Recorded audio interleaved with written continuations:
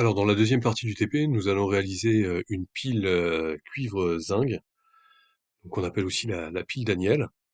Donc, l'idée de cette pile, c'est de réaliser exactement la même transformation que celle qu'on vient d'observer, à savoir le transfert d'électrons d'un atome de zinc vers un ion cuivre Cu2+, mais cette fois-ci de réaliser ce transfert de façon indirecte pour pouvoir en fait canaliser le flux d'électrons allant d'une entité chimique à l'autre. Alors pour ça, qu'est-ce qu'il faut faire? Il faut que nos deux entités ne puissent pas se rencontrer directement. Donc on va les confiner dans deux demi-piles bien distinctes. Donc on a une première demi-pile ici où on a une solution qui contient des ions zinc Zn2+, et une lame de zinc métallique qui trempe dedans.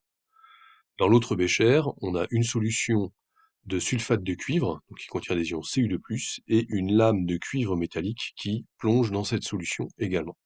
Donc on a un ensemble de fils qui vont relier ces deux lames métalliques, donc on appelle des électrodes, à une résistance variable et un ampèremètre, donc tout ça en série pour pouvoir mesurer l'intensité du courant qui circule dans le circuit. Alors là, on constate que l'intensité, elle est nulle.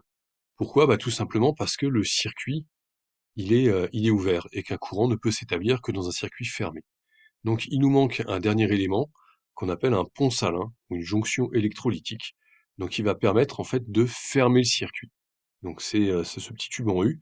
Donc ce tube en U, il contient une solution ionique gélifiée et en fait des ions vont pouvoir migrer euh, de, du pont salin vers les deux demi-piles et donc on va avoir un mouvement de porteur de charge, autrement dit une continuité du courant.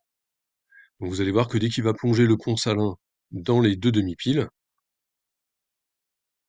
l'intensité devient tout d'un coup non nulle. Donc on a bien un courant qui circule. Donc on observe la même transformation chimique que tout à l'heure. Donc il y a des électrons qui vont circuler des atomes de zinc vers les ions cuivre. Donc c'est ce qu'on va étudier par la suite. Sur votre polycopier, vous avez la pile Daniel qui est schématisée. Donc les deux demi-piles, la demi-pile du cuivre, la demi-pile du zinc, le pont salin et le circuit avec la résistance en série avec l'ampèremètre.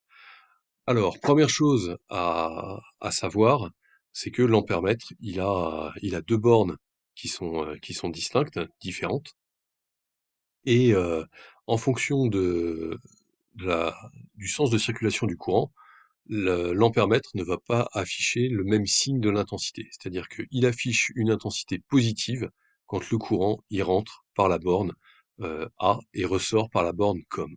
Donc ça, c'est quelque chose qu'il faut savoir, parce qu'en fait, l'ampèremètre, il nous donne deux informations.